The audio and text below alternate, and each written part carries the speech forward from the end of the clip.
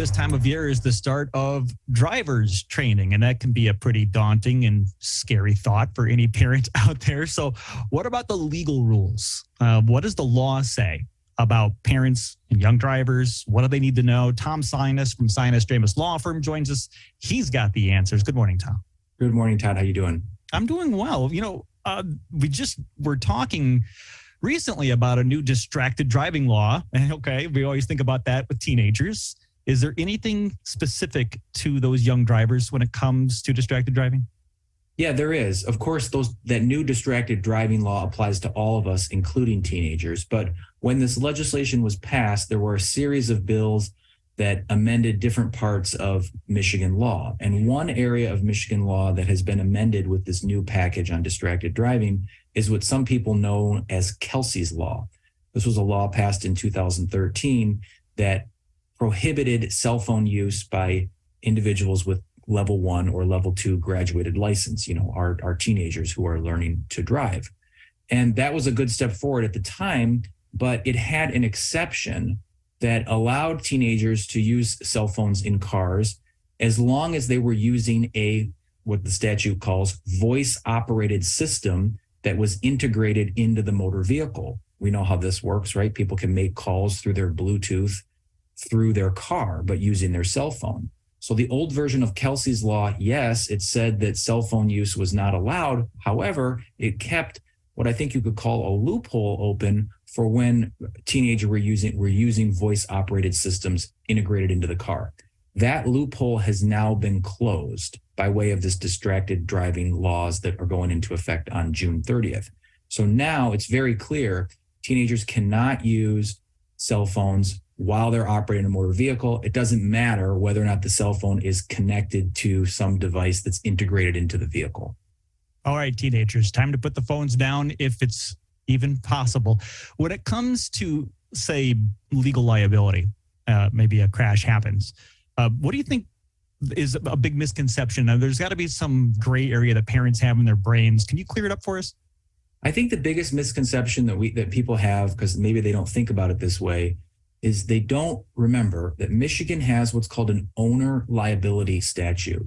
And that makes it very clear that if you're the owner of a motor vehicle, you're on the title of the vehicle, for example, and you permit someone else to drive your car, and the person who drives your car then commits an act of negligence, carelessness, violates the motor vehicle code, and hurts someone else, you, the owner, are liable.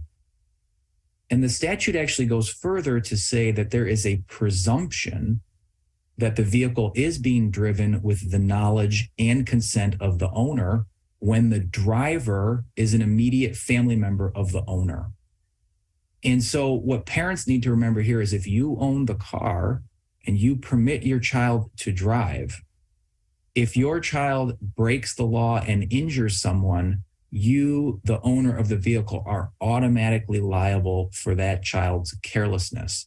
It doesn't just apply to children. This owner liability concept applies across the board, but I think parents of teenagers need to remember that. They also need to remember another concept that we have in Michigan, which is sometimes referred to as negligent entrustment, which is just a fancy word that says, look, if you know or have reason to know that someone you're permitting to drive your car is not a safe driver, and that unsafe driver then goes on to injure someone else, then you, the owner, the person who allowed the unsafe driver to drive, you can be liable. So there's two ways, and could be more, but two primary ways where parents can be liable for the acts of a teenage driver.